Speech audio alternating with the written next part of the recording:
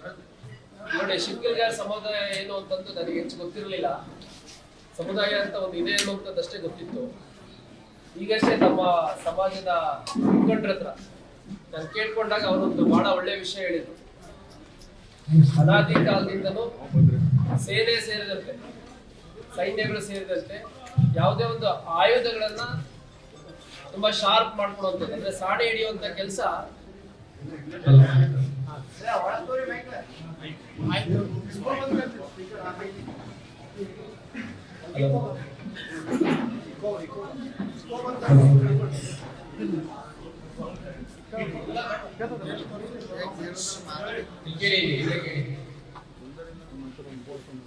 ಅನಾದಿ ಕಾಲದಿಂದಲೂ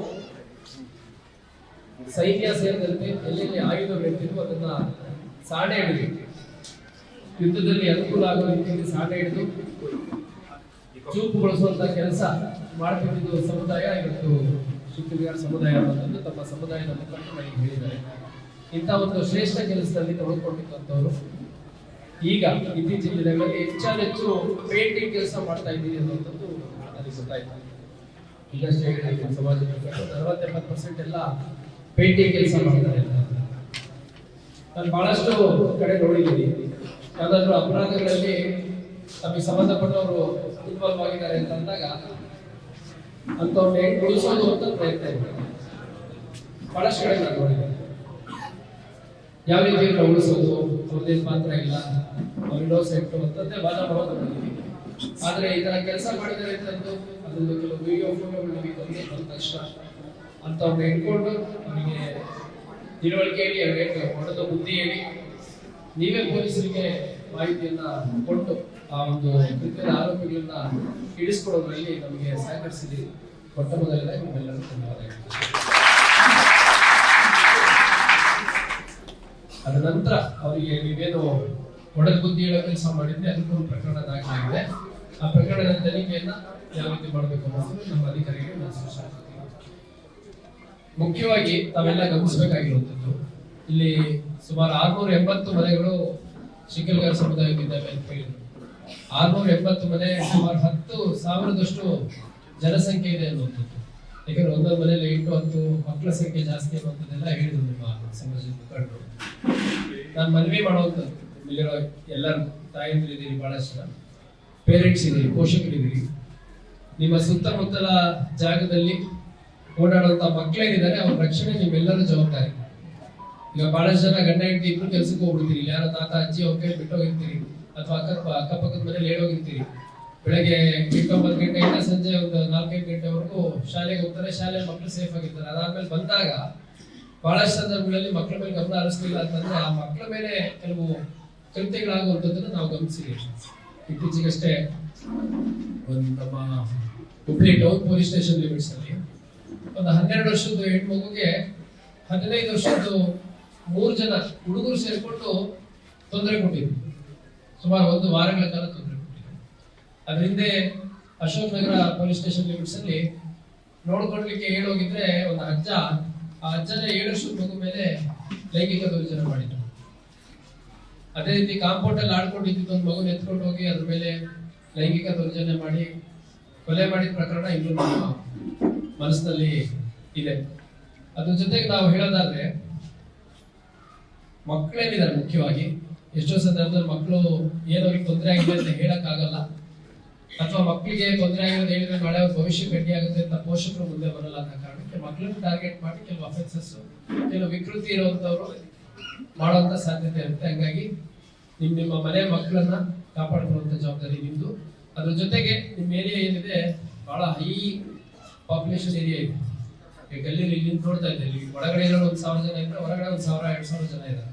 ಹಂಗಾಗಿ ಯಾರೇ ಅಪರಿಚಿತರು ಅನುಮಾನಾಸ್ಪದವಾಗಿ ನಿಮ್ಮ ಏರಿಯಾಗಳಲ್ಲಿ ಬಂದ್ರೆ ಅಂತವರ ಬಗ್ಗೆ ಮಾಹಿತಿಯನ್ನ ಇಮಿಡಿಯೇಟ್ ಆಗಿ ಪೊಲೀಸ್ ಸ್ಟೇಷನ್ ಕೊಡೋದು, ಅಥವಾ ನೀವೇ ಕರೆಸಿ ಮುಖಂಡ ಇರ್ತೀರಿ, ವಯಸ್ಸಾಗಿರೋ ಇರ್ತೀರಿ, ಯಜಮಾನ್ರು ಇರ್ತೀರಿ, ಕರೆಸಿ ಯಾರು ನೀನು ಯಾಕೆ ಬಂದಿದ್ದೀವಿ ಅಂತ ಕೇಳಬೇಕು. ಅವಾಗ ಏರಿಯಾಗೆ ಹೋದ್ರೆ ನಮಗೆ ಪ್ರಶ್ನೆ ಮಾಡ್ತಾರೆ ಅಂತ ಅಂತಿಂತವ್ರು ಕಳ್ತನ ಮಾಡೋರಿರ್ಬೋದು, ಮಕ್ಕಳಿಗೆ ತೊಂದರೆ ಕೊಡೋರಿರ್ಬೋದು, ಹೆಣ್ಮಕ್ಳಿಗೆ ತೊಂದರೆ ಕೊಡೋರಿರ್ಬೋದು, ಪ್ರವೇಶಿಕರ್ಸ್ ಇರ್ಬೋದು, ಅವ್ರು ಯಾರು ಬರಲ್ಲ. ಇನ್ನೊಂದು ಬಹಳ ಒಳ್ಳೆ ವಿಷಯ ನಿಮ್ಮ ಸಮಾಜದ ಮುಖಂಡರು ಹೇಳಿದ್ರು, ಎಷ್ಟೇ ಕಷ್ಟ ಆದ್ರೂ ಪರವಾಗಿಲ್ಲ, ಮಕ್ಕಳಿಗೆಲ್ಲ ಚೆನ್ನಾಗಿ ಓದಿಸ್ಬೇಕು ಅಂತ ಎಲ್ಲಾ ಮಕ್ಕಳನ್ನು ಇವಾಗ ಶಾಲೆಗೆ ಸೇರಿಸಿದೀವಿ, ಒಳ್ಳೆ ರೀತಿಯಲ್ಲಿ ಓದ್ತಾ ಇದೀವಿ. ನಮ್ಮಲ್ಲಿ ಬಹಳಷ್ಟು ಜನ ಈಗ PUC ಓದ್ತಿದ್ದಾರೆ, SLC ಓದ್ತಿದ್ದಾರೆ, ಡಿಗ್ರಿ ಓದ್ತಿದ್ದಾರೆ, ಒಳ್ಳೊಳ್ಳೆ ಕೋರ್ಸ್ಗಳು ಓದ್ತಾ ಇದ್ದಾರೆ, ಕೆಲವರು ಗೌರ್ಮೆಂಟ್ ಕೆಲ್ಸಗಳು ಕೂಡ ತಗೊಳ್ತಾ ಇದ್ದಾರೆ ಅಂತಂದು ಇದು ಮುಂದುವರಿಬೇಕು. ಮುಂದೆ ಯಾವತ್ತೂ ಇಲ್ಲೊಂದು ಸಭೆ ಮಾಡುವಂತ ಸಂದರ್ಭದಲ್ಲಿ ನೀವು ಕಮಿಷನರ್ ಬರ್ತಾರೆ, DC ಬರ್ತಾರೆ, ಅಥವಾ ಯಾವುದೋ ಒಂದು ಕಾರ್ಯಕ್ರಮ ಮಾಡುವಂತ ಸಂದರ್ಭದಲ್ಲಿ ಇಲ್ಲಿರೋರು ಕರ್ಸೋದಲ್ಲ. ಈ ನಮ್ಮ ಶಿವಶಂಕರ್ ಕಾಲೋನಿ ಇಲ್ಲೇ ವಾಸ ಮಾಡ್ತಿದ್ದಂತ ನಮ್ಮ ಶಿಕ್ಷಕರ ಸಮುದಾಯದ ಹುಡುಗನ ಹುಡುಗಿನೇ ಒಂದು ಒಳ್ಳೆ ಸಾಧನೆ ಮಾಡಿದ್ದಾರೆ. ಒಂದು PSC ಆಗಿದ್ದಾರೆ, ಒಂದು IPS ಮಾಡಿದ್ದಾರೆ, ಒಂದು IAS ಮಾಡಿದ್ದಾರೆ, ಒಂದು ಡಾಕ್ಟರ್ ಆಗಿದ್ದಾರೆ, ಒಂದು ಕಮಿಷನರ್ ಆಗಿದ್ದಾರೆ ಅಂತ ಅವ್ರನ್ನೇ ಕರೆಸ್ಬಿಟ್ಟು ನೀವು ಕಾರ್ಯಕ್ರಮ ಆಗೋ ರೀತಿ ನೀವು ಪ್ರಯತ್ನ ಮಾಡಬೇಕು. ಅದು ಸಾಧ್ಯ ಆಗೋದು ಕನಿಷ್ಠ 8 ರಿಂದ 10 ವರ್ಷ ದೃಢ ನಿರ್ಧಾರ ಮಾಡಿ ಮಕ್ಕಳ ಭವಿಷ್ಯದ ಬಗ್ಗೆ ತಾವುಗಳು ಜವಾಬ್ದಾರಿ ತಗೊಂಡಾಗ ಮಾತ್ರ. ನೋಡಿ 3-4 ಜನ ಪೊಲೀಸರು ಕೂಡ ಇದ್ದಾರೆ ಅಂತೆ. ಇದರ ಇಲ್ಲಿ ಇಂಜಿನಿಯರ್ ಇದ್ದಾರೆ. ಇಲ್ಲ ಆಯ್ತು, ಇಂಜಿನಿಯರ್ ಪೊಲೀಸ್ ಅವೆಲ್ಲ ಓಕೆ. ಈಗ ನಮ್ಮ DC ದಿವ್ಯಾ ಪ್ರಭು ಅವರು ಇದ್ದಾರೆ, ಹೌದಾ? ನಮ್ಮ DC ಹೆಸರು ಗೊತ್ತಾ? ದಿವ್ಯಾ ಪ್ರಭು ಅವರು. ಈಗ ನಾಳೆ ಕಾರ್ಯಕ್ರಮಕ್ಕೆ ಇಲ್ಲಿ ನಡಿಬೇಕಾದ್ರೆ IAS ಆಫೀಸರ್ ಬೇಕು ಅಂತ ಲೋಕಲ್ DC ಕರೆಯೋದಲ್ಲ. ನಮ್ಮಲ್ಲಿ ಒಬ್ರು IAS ಆಫೀಸರ್ ಇದ್ದಾರೆ, ಅವರಿಗೆ ರಿಕ್ವೆಸ್ಟ್ ಮಾಡಿ ಸಮುದಾಯ ವತಿಯಿಂದ ನಾವು ಕರೆಸ್ತೀವಿ ಅನ್ನುವಂಥದ್ದು ನಿಮ್ಮಲ್ಲಿ ಅಂತ ಮಕ್ಕಳು ಹುಟ್ಟು ಬರ್ಬೇಕು, ಅಂತ ಮಕ್ಕಳು ಇಲ್ಲಿ ರೂಪುಗೊಳ್ಳಬೇಕು. ಹಂಗಾಗಿ ಈ ಒಂದು ಪ್ರಕರಣ ಏನಿದೆ ಅದನ್ನ ತನಿಖೆ ಮಾಡುವಂಥದ್ದು, ಉತ್ತಮ ರೀತಿಯಲ್ಲಿ ತನಿಖೆ ಮಾಡುವಂಥದ್ದು, ಮತ್ತೆ ನೀವು ಇಟ್ಕೊಟ್ಟ ಸಂದರ್ಭದಲ್ಲಿ ಏನ್ ಕೇಸ್ ಆಗಿದೆ ಅದನ್ನ ಯಾವ ರೀತಿ ಹ್ಯಾಂಡಲ್ ಮಾಡಬೇಕು ಅನ್ನೋದನ್ನ ನಮ್ಮ ಆಫೀಸರ್ಸ್ಗೆ ಹೇಳ್ತೀನಿ. ನಿಮ್ಮ ಮುಖಂಡರ ಹತ್ರ ನಾನು ಈಗಾಗಲೇ ಚರ್ಚೆ ಮಾಡಿದ್ದೀನಿ. ಈ ತರದ ಘಟನೆ ಮತ್ತೊಮ್ಮೆ ಆಗದ ರೀತಿಯಲ್ಲಿ ನೀವು ಜಾಗೃತಿ ಮೂಡಿಸ್ಕೋಬೇಕು. ಯಾವ್ದೋ ಹೆಣ್ಮಗಳನ್ನ ಇವತ್ತು ಇಲ್ಲಿದ್ದರೆ ಯಾರೋ ಒಂದಿಬ್ರು ಕರ್ಕೊಂಡು ಹೋಗಿದ್ದಾರೆ, ನಾಳೆ ದಿನ ನೀವು ಮೈ ಬರೆದ್ರೆ ನಿಮ್ಮ ಏರಿಯಾದಲ್ಲಿರೋ ಮಗುನೋ ಹೆಣ್ಮಗಳನ್ನ ಯಾರೋ ಎತ್ಕೊಂಡು ಹೋಗುವಂತ ಕರ್ಕೊಂಡು ಹೋಗುವಂತದ್ದು ಆಗ್ಬೋದು. ಅದ್ರ ಬಗ್ಗೆ ಎಲ್ಲರೂ ಎಚ್ಚರಿಕೆಯಿಂದ ಇರಬೇಕು. ಸೊ ಹಂಗಾಗಿ ನನಗೆ ನೀವು ಸ್ಪಾಟಿಗೆ ಇಲ್ಲಿ ಬರೋ ಅವಶ್ಯಕತೆ ಇರಲಿಲ್ಲ. ಯಾಕಂದ್ರೆ ಇದು ಕೃತ್ಯ ನಡೆದಿರೋ ಸ್ಥಳನೂ ಅಲ್ಲ, ಪೊಲೀಸ್ ಸ್ಟೇಷನ್ ಅಲ್ಲ, ಅಥವಾ ಹೆಣ್ಮಗಳು ಎಲ್ಲಿದ್ದಾಳೆ ಅಲ್ಲಿ ಆ ಜಾಗನೂ ಅಲ್ಲ, ಯಾವುದೂ ಅಲ್ಲ. ಆದ್ರೆ ಈ ಒಂದು ಜಾಗ ಏನಿದೆ ಶಿವಶಂಕರ್ ಕಾಲೋನಿ, ಇಲ್ಲಿ 10-15 ಜನ ಇಷ್ಟು ಕಡಿಮೆ ಜಾಗದಲ್ಲಿ ಇಷ್ಟು ದೊಡ್ಡ ಸಂಖ್ಯೆಯಲ್ಲಿ ಜನ ಇದ್ದಾಗ ನಾವು ಸ್ವಲ್ಪ ಮೈ ಮರೆತರು ಬೇರೆ ಬೇರೆ ರೀತಿ ಇನ್ಸಿಡೆಂಟ್ಸ್ ಆಗ್ಬೋದು. ಈಗ ಮೊನ್ನೆ ಒಂದು ಕೇಸ್ ಆಯ್ತು, ಅದರಲ್ಲಿ ಅಯ್ಯಪ್ಪ ಸ್ವಾಮಿ ಮಾಲಾಧಾರಿಗಳು ಒಂದು ಚಿಕ್ಕ ರೂಮಲ್ಲಿ ಅಡಿಗೆ ಮಾಡ್ಕೊಂಡು ಮಲಗಿದ್ದಂತ ಸಂದರ್ಭದಲ್ಲಿ ಬೆಳಗ್ಗೆ ಗ್ಯಾಸ್ ಲೀಕೇಜ್ ಆಗ್ಬಿಟ್ಟು ಗ್ಯಾಸ್ ಲೀಕ್ ಆಗಿ ಬೆಂಕಿ ಹಚ್ಕೊಂಡು 9ರಲ್ಲಿ 8 ಜನ ಸತ್ತೋಗಿದ್ರು. ಹುಡುಕಲ್ ಹತ್ರ ಗೊತ್ತಿದೆಲ್ಲ ನೋಡಿದ್ದೀವಿ. ಈಗ ಮೊನ್ನೆ ಒಂದು ಇನ್ಸಿಡೆಂಟ್ ಆಯ್ತು, ನಿನ್ನೆ ಧಾರವಾಡದಲ್ಲಿ 7 ಜನ ಈ ಮೋಮೋಸ್ ಮತ್ತೆ ಈ ನೂಡಲ್ಸ್ ಮಾಡೋ ನೇಪಾಳಿ ಮೂಲದ ಹುಡುಗರು ಈ ಇಡ್ಲು ಬರುತ್ತಲ್ಲ, ಇದ್ರಲ್ಲಿ ಬೆಂಕಿ ಮಾಡ್ಕೊಂಡು ಅದರಲ್ಲಿ ಎಲ್ಲ ಗ್ರಿಲ್ ಚಿಕನ್ ಟೈಪ್ ಮಾಡ್ಕೊಂಡು ತಿಂದು ಮಲ್ಕೊಂಡಿದ್ದಾರೆ. ಅದನ್ನ ಆಫ್ ಮಾಡಿಲ್ಲ, ಎಲ್ಲ ಕಿಟಕಿ ಬಾಗಿಲು ಹಾಕಿದ್ದಾರೆ. ಆ ನಂತರದಲ್ಲಿ ಅಲ್ಲಿ ಹೊಗೆ ಸುತ್ಕೊಂಡು ಮಲ್ಕೊಂಡಿದ್ದಾರೆ. ಅಲ್ಲಿ ಒಬ್ಬ ಅಂಕೆ ಸತ್ಕೊಂಡಿದ್ದಾರೆ, 4 ಜನ ಅನ್ಕಾನ್ಶಿಯಸ್ ಆಗಿದ್ರು, ಆಸ್ಪತ್ರೆಗೆ ಹಾಕಿದ್ರು. ಇಲ್ಲೇನಾದ್ರು ಅಪ್ಪಿತಪ್ಪಿ ಏನಾದ್ರು ಗ್ಯಾಸ್ ಲೀಕ್ ಆಗೋದು, ಗ್ಯಾಸ್ ಲೀಕ್ ಆದ್ಮೇಲೆ ಬೆಂಕಿ ಎತ್ಕೊಳ್ಳೋದಾದ್ರೆ ಮಿನಿಮಮ್ 4-5-6 ಜನ ತೊಂದರೆ ಅನುಭವಿಸುವಂತ ಸಂದರ್ಭ ಬರುತ್ತೆ. ಬಹಳಷ್ಟು ಜನ ಇತ್ತೀಚೆಗಂತೂ ಎಲ್ಲ ಮನೆಯಲ್ಲೂ ಗ್ಯಾಸ್ ಉಪಯೋಗಿಸ್ತಾರೆ. ಹಂಗಾಗಿ ಒಂದು ಗ್ಯಾಸ್ ಉಪಯೋಗದ ಸಂದರ್ಭದಲ್ಲಿ ಎಚ್ಚರಿಕೆಯಿಂದ ಮಕ್ಕಳು, ಮುಖ್ಯವಾಗಿ ಹೆಣ್ಮಕ್ಳು ಓಡಾಡುವಂತ ಸಂದರ್ಭದಲ್ಲಿ ಇರುವಂತ ಸಂದರ್ಭದಲ್ಲಿ ಎಚ್ಚರಿಕೆ ಇರುವಂತದ್ದು. ಮತ್ತೆ ಯಾವುದೇ ರೀತಿ ಅಫೆನ್ಸಸ್ ಮಾಡುವಂತವ್ರಿಗೆ ಎನ್ಕರೇಜ್ ಮಾಡದೇ ಇರುವಂತದ್ದು. ಈ ಹಿಂದೆ ನನಗೆ ಈ ಭಾಗದ ರಿವ್ಯೂ ಮಾಡ್ಬೇಕಾದ್ರೆ ಇಲ್ಲಿ ಕಳೆದ ಆರೋಪಿಗಳು ಕೂಡ ಕೆಲವರು ಇರುವಂತದ್ದು ನನಗೆ ಮಾಹಿತಿ ಇದೆ.